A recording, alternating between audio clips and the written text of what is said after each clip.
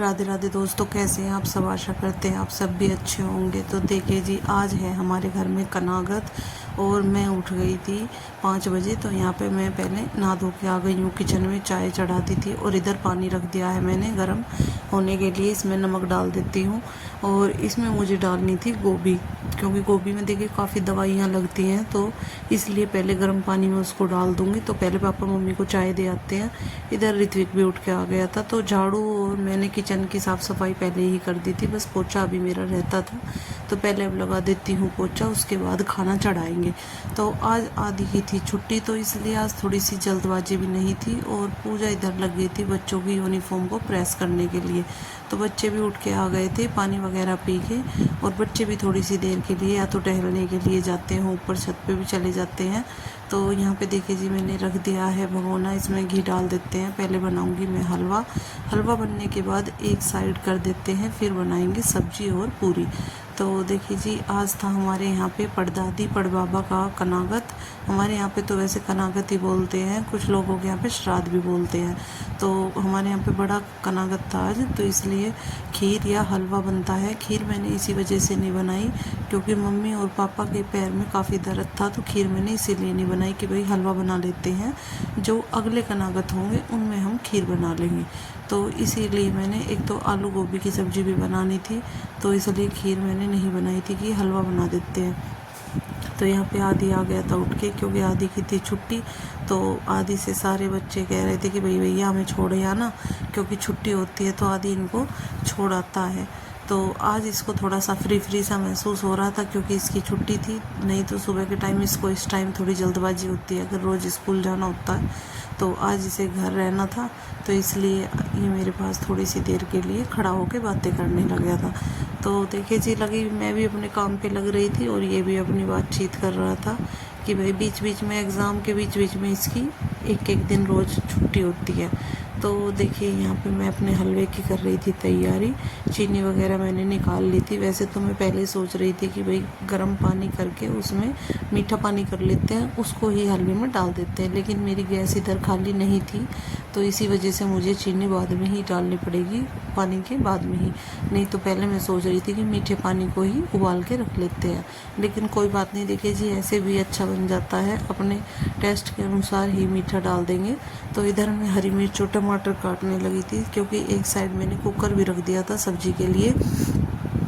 और बच्चों का भी स्कूल जाने का टाइम हो ही जाता है, क्योंकि कितनी भी जल्दी कर लेते हैं। कनागत वगैरह होता है तो उसमें पहले खाना भी निकलता है और उसी के बाद सभी को खाना दिया जाता है। तो यहाँ पे देखिए जी, हलवा हमारा लगभग तैयार ही होने वाला था और साथ ही साथ साइड में सब्जी भी बन रही थी।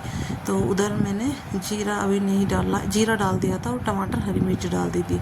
तो हलवा मेरा तैयार हो गया था। हलवे को मैंने उतार दिया था, एक साइड हमने हलवे को रख दिया है, एक साइड मैंने रख दी थी कढ़ाई में डाल देंगे अभी तेल, क्योंकि तेल तब तक हमारा पक जाएगा, फिर हम लगा देंगे आटा। तो पहले मैं सब्जी को छोंक के उसको कुकर बंद कर देती हूँ, तब तक सब्जी भी बन जाएगी और बच्चे भी हमारे तैयार हो जाएंगे।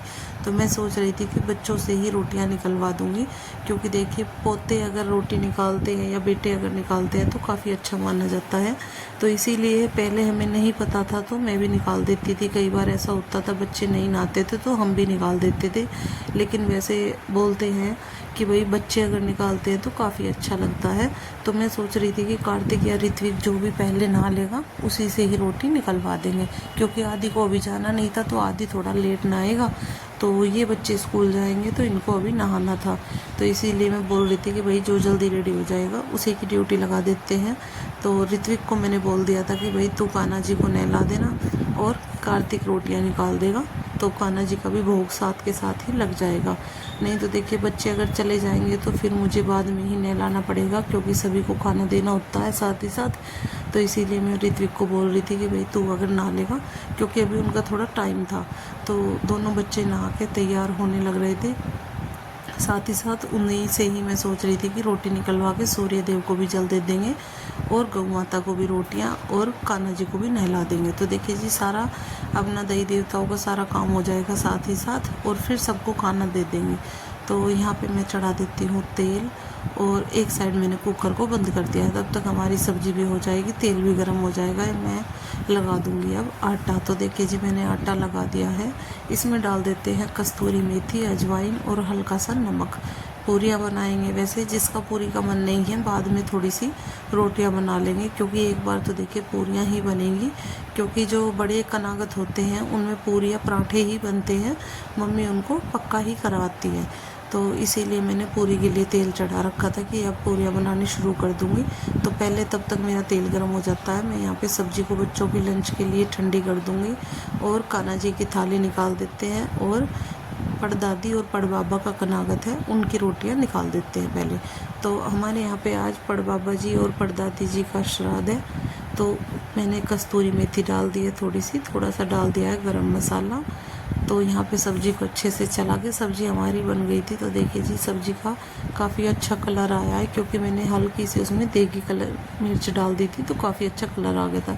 तो इधर पूजा ने निकालनी थी दही, हलवा भी बन गया था, पूरियाँ भी बन गई थी, और दही पूजा ने निकाल ली थी बच्चों के टिफ़िन पैक करने के लिए, क्योंकि बच्चों को भी साथ ही साथ टिफ़िन पैक करके और रोटियाँ निकलवा के उनको साथ ही साथ खाने के लिए भी दे देंगे, क्योंकि उनका फिर देखिए जी चलने का भी टाइम हो ही जाता है। स्कूल 7:30 बजे हमारे बच्चे निकल जाते हैं घर से, तो इसीलिए हम फटाफट से जल्दी कर रहे थे कि भाई बच्चे अगर निकाल जाएंगे तो फिर खाने वालों को परेशानी नहीं होती है, जिसको भी खाना है। कार्तिक नहा धो के आ गया है, और ऋत्विक भी अभी नहाने लग रहा था।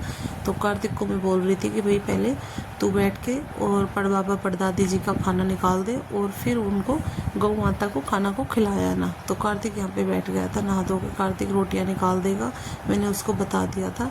और अब मैंने एक प्लेट निकाल दी है कान्हा जी के लिए। तो ऋत्विक भी नहा धो के कान्हा जी को नहलाने लग गया था।